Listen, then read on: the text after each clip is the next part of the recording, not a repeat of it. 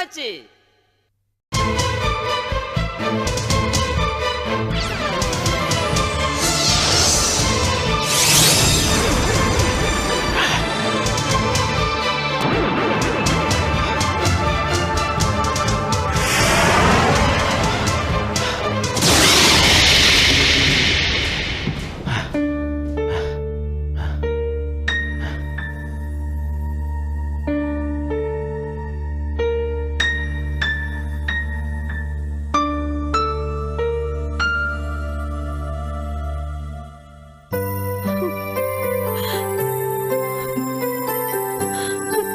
என்னங்க என்னாச்சு? ஏன் இப்படி துடிச்சீங்க? என்னமோ தெரியல காயத்ரி, நல்லா தூங்கிட்டு இருந்தேன். திடீர்னு யாரோ அடி வைத்த போட்டு பிசைற மாதிரி ஒரு பயங்கரமான வலி. கொஞ்சம் கொஞ்சமா வலி அதிகமாயி உயிர் போற மாதிரி வலிக்க ஆரம்பிச்சிருச்சு. மூசா, என்ன மருந்துப்பா கொடுத்த? ஏன் வயிற்றுலயே வலி இருந்ததுன்ற மாதிரி ரொம்ப சாதாரணமா இருக்கு இப்போ. ஒரு சில வலிகள் ஏன் வருதுன்னு சொல்ல முடியாது, ஏன் போகுதுன்னு சொல்ல முடியாது. அப்படிப்பட்ட ஒரு வலிதான் இதுவும். இல்லப்பா, எனக்கு தெரியும். இத்தனை நாளா குடிச்ச இவன் இன்னைக்கு குடிக்கல, அதனால வந்த வலியாதான் இருக்கும். அத்தை, ஆமா, இன்னைக்கு போய் நல்லா குடிச்சிட்டு வர சொல்லுங்க. இனி எப்பவும் வலி வரவே வராது. இல்ல மூசா, குடிச்சாதான் இனிமேல் நான் உயிரோட இருப்பேனா கூட இனிமேல் நான் குடிக்க மாட்டேன். ஒருவேளை நீங்க குடிக்கணும்னு முடிவு எடுத்தாலும் அதை நாங்க இங்க உயிரை கொடுத்தாவது தடுப்போம். எங்க மேல இவ்ளோ பாசம் வச்சிருக்கீங்களே, நீங்க எல்லாம் யாரு? எங்களுக்கு உங்களுக்கு என்ன விட்டக்குறை தொட்டக்குறை? எங்களுக்கு கஷ்டம் வந்த ஒவ்வொரு காலத்திலயும் கடவுள் மாதிரி வந்து காப்பாத்துறீங்களே. உண்மையிலே நீங்க மனுஷங்களா இல்ல கடவுளா? சொல்லுங்க. காயத்ரி, கஷ்டத்தை கொடுக்கற கடவுள் தான் காட்சியும் கொடுப்பாரு. ஆனா நாங்க கடவுள் இல்லம்மா. என் தாலியை காப்பாத்தணும்னா 3 சுமங்கலி பொண்களுக்கு பரிகாரம் பண்ணி ஆசீர்வாதம் வாங்கணும்.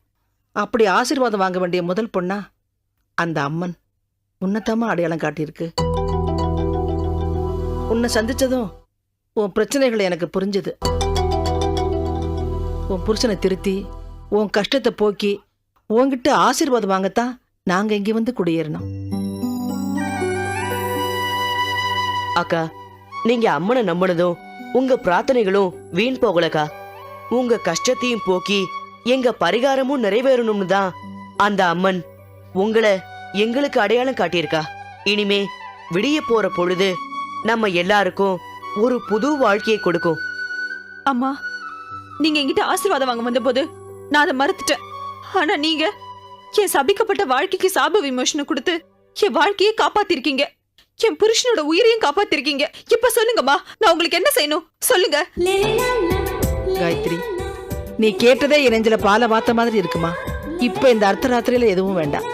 கிளம்புற உனக்கு பாத பூஜை செஞ்சு உன்கிட்ட ஆசீர்வாதம் வாங்கிக்கிறம்மா. வரம்மா. சரிம்மா.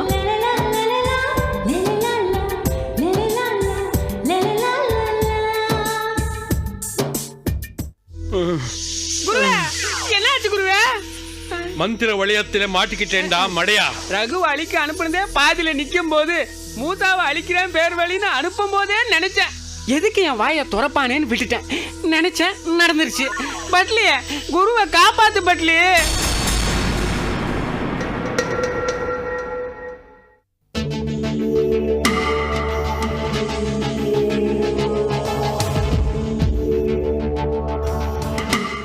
இந்த குண்டு பண்ணின காரியத்தால நமக்கு ஒரு வேலையும் ஆக மாட்டேங்குது.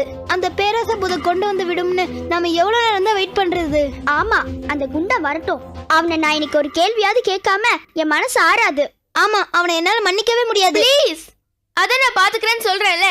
கொஞ்ச நேரம் 2 பேரும் சும்மா இருங்க.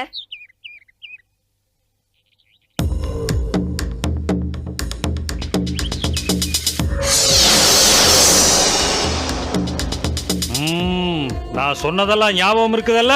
இருக்கு, நீ கிளம்பு. ஆஹா, இந்த திமிருக்கு தாண்டா உன்னை காலி பண்ணணும்னு நினைச்சேன். பண்றேன்டா.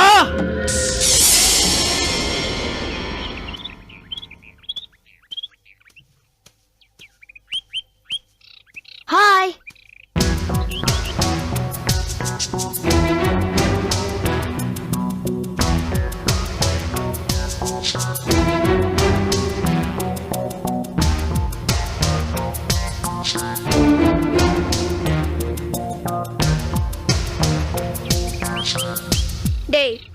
எங்கடா போன? சும்மா காட்டை சுத்தி பார்க்கலான்னு போனேன்.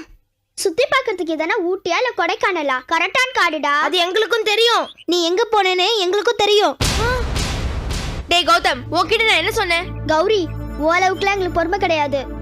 டேய் குண்டா, நீ புதையல் எடுக்க போனது, சாவி கூட போராடினது, திரும்பி வந்தது எல்லாம் எங்களுக்கு தெரியும். எங்களுக்கே நீ கல்ட்டா கொடுக்க பாக்குறியா? உன்ன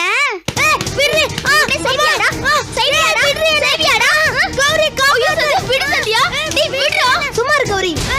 அம்மா கௌரி காப்பாத்து.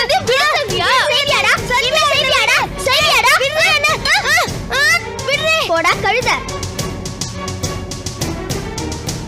ஏய் சந்தியா, ஏடி இப்படி காட்டு மிராடி தரமா நடந்துக்கற? என் மேலே கை வச்சிட்டல, நான் உன்னை கவனிச்சுக்கிறேன். டேய் வாய மூடுறா.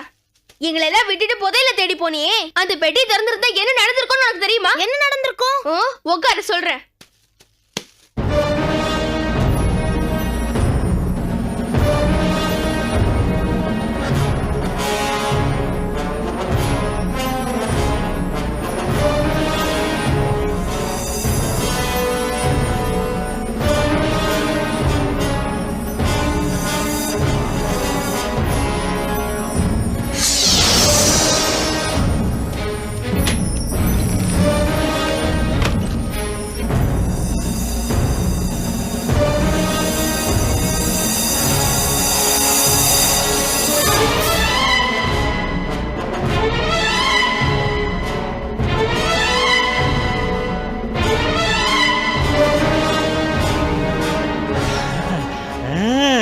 எடுத்துக்க எல்லாம்.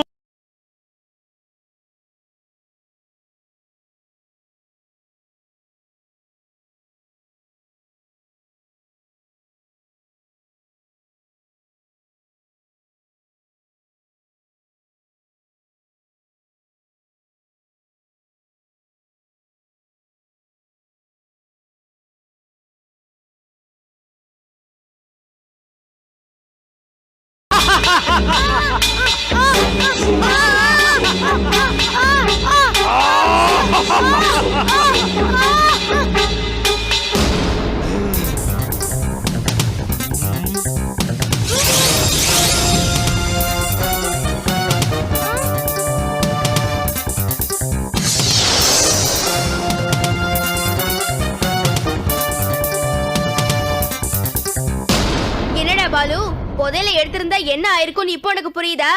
புரியுது. என்ன மன்னிச்சிடு கௌரி, தெரியாம பண்ணிட்டேன். ஓமேல தப்பில்ல பாலு, எல்லாம் அந்த பேராச பூதத்தோட சதி திட்டம். பேராச பூதம் நம்மள எதுக்கு காட்டு கூட்டு வரணும்? நம்மள எதுக்கு கொல்லணும்? பேராசையோட முடிவே அழிவுதானே, அதான். அப்போ நாம புதையல தொட்டா கூட அழிஞ்சிருவோமா கௌரி? அதுதான் இல்ல. என்ன சொல்ற கௌரி? பாலு புதையல தொட்டதுனால தானே எலும்பு கூட மாறினா? சரிதான், ஆனா அவ புதையல தான் மட்டுமே அடையணுங்கிற பேராசையோட தொட்டான். ஆனா நாம அப்படியா தொட போறோம்? இல்லையே. அதனாலதான் நம்ம அழிய மாட்டோம். இப்ப புரியுதா? புரியுது. சரி, இப்ப நம்ம டூப்ளிகேட் சாவி எதுன்னு கண்டுபிடிக்கலாம். டேய் பாலு, உன் கழுத்துல இருக்கிற சாவியெல்லாம் கழட்டி இந்த வட்டத்துல வை.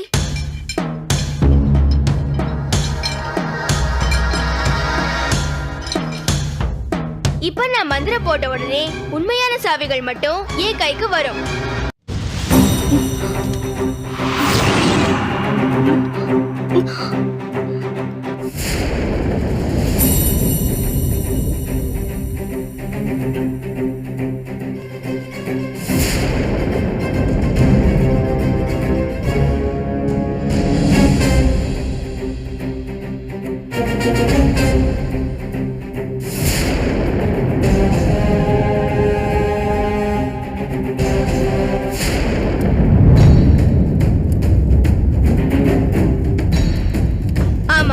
மோட்சமடையாம சாவியை கொடுத்த அந்த 4வது ஆவியோட சாவி தான் டூப்ளிகேட். அப்ப அந்த ஒரிஜினல் சாவி எங்க இருக்குன்னு வட்டத்துல பாரு.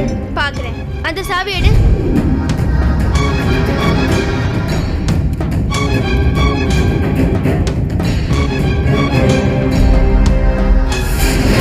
ஏய் 4வது ஆவி, வட்டத்துல வாடா.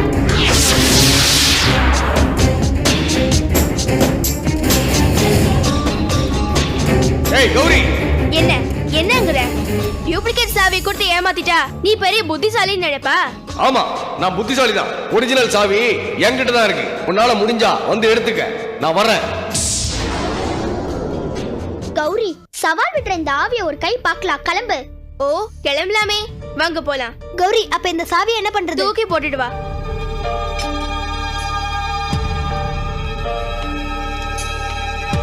வாங்க.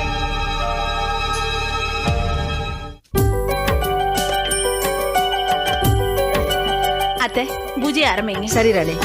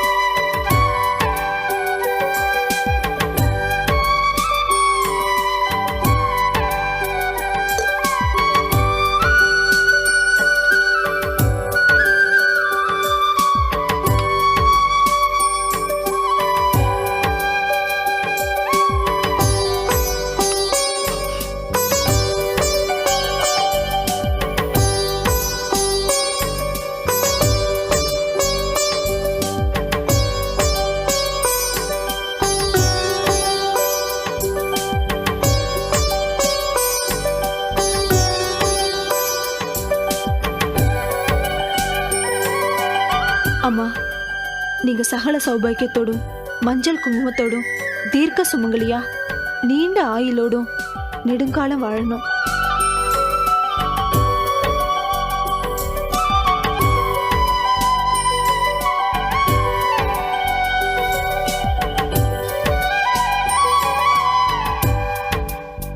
இந்த சின்ன வயசுல இத்தனை கஷ்டங்களை அனுபவிச்சு தெய்வத்தின் துணையோட அதிலிருந்து மீண்டு வந்த நீ சகல சௌபாக்கியத்தோட தீர்க்க சுமங்கலியா நீண்ட காலம் வாழணும்னு என்ன வாழ்த்துறது கண்டிப்பா பலிக்கும் காயத்ரி. நீயும் அப்படியே வாழணும். ரொம்ப நன்றி காயத்ரி.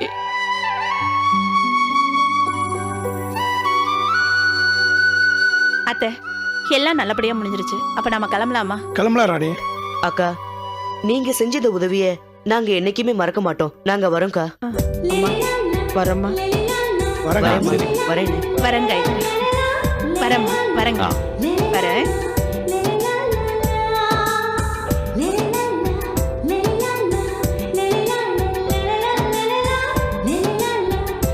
வரங்க. நாங்க போயிட்டோம். போயிட்டோம்.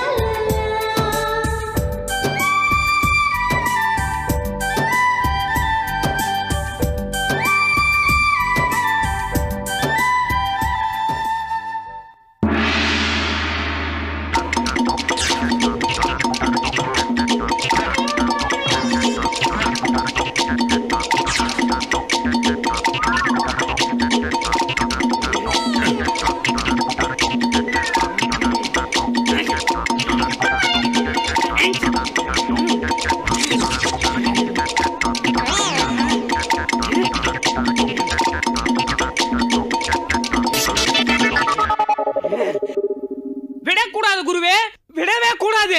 எதுடா விடக்கூடாது? மூச்சையா? ஆமா குருவே, ஆமா. மூச்சை விடக்கூடாதுன்னா நாம செத்துடுவோண்டா முட்டாள். குருவே, நானு மூசாவை விடக்கூடாதுன்னு சொல்றதுக்கு பதிலா டென்ஷன்ல மூச்சை விடக்கூடாதுன்னு சொல்லிட்டேன். சரி சரி, அந்த மூசா என்னை இந்த மந்திரக்கட்டில சிறை வச்சிட்டு போயிட்டானே, இப்போ என்னடா பண்றது? என்ன பண்றதா? அரிசியும் பருப்பும் வாங்கி கூட்டாஞ்சோறு ஆக்கி சாப்பிடுவோமா? ஓ, சாப்பிடலாமே. வா, மார்க்கெட்டுக்கு போலாம். குரு, அடிச்சி அரிச்சுவடி. நான் ஒரு பேச்சுக்கு என்ன பண்ணலான்னு கேட்டா என்னைய கிண்டல் பண்றியா? தொலைச்சிடுவேன். டேய், நான் யாரு? நான் யாருன்னா? நீ யாருன்னு நான் கேட்கல. நான் யாரு? இவருக்கு என்ன ஆச்சு? இவர் ஏன் நான் யாருன்னு கேக்குறாரு? டேய் மங்கி, நான் யாருன்னு சொல்லுடா. நீங்க ஒரு மாந்திரீக உலக ஜாம்பவான், பெரிய மந்திரவாதி. வெளியில சொல்லாத, வெக்கக்கேடு. என்னாச்சு குருவே? நீங்களே நான் யாருன்னு கேக்குறீங்க, வெளியில சொல்லாதரா வெக்கக்கேடு அப்படிங்கிறீங்க. என்னதான் ஆச்சு குருவே? ஏன் இந்த தடுமாற்றம்? What is wrong with you? ஒரு கருப்பாம்பூச்சி இந்த காண்டாமிருகத்தை கண்டமாக்கிடுச்சுடா. முதல்ல இந்த மந்திர கட்டிலிருந்து நான் வெளியே வந்தாகணும். எங்க வெளியில வர்றது? அவன் தான் வாசலே வைக்காம வீடு கட்டி உள்ள குடி வச்சுட்டு போயிட்டானே. குடி வச்சாலும் சரி, குழி தோண்டி புதைச்சாலும் சரி, என் குலதெய்வம் பட்லி என்னை கைவிடாது. இப்ப பார்.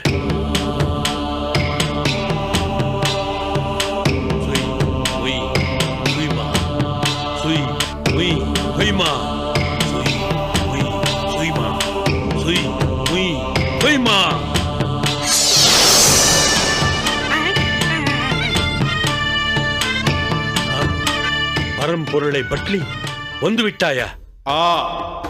நீ நின்றிருக்கும் கண்கொள்ளா காட்சியை காணவே யாம் ஆவலோடு ஓடி வந்தோம் பக்தனே லீஸ்வாங்.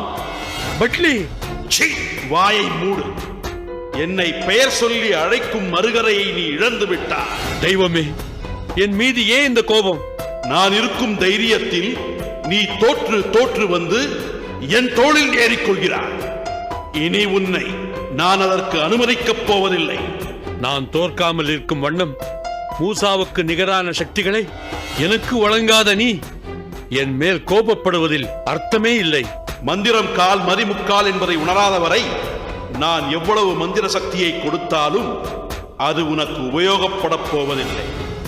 ஒரு சிறுவனின் சித்து விளையாடல்களை எதிர்கொள்ள முடியாத நீ அவனிடம் சிறைப்பட்டு என்னையும் சிறுமைப்படுத்தி விட்டாய். இந்த முறை நான் உன்னை மன்னிக்கப் போவதில்லை, தண்டிக்கப் போகிறேன்.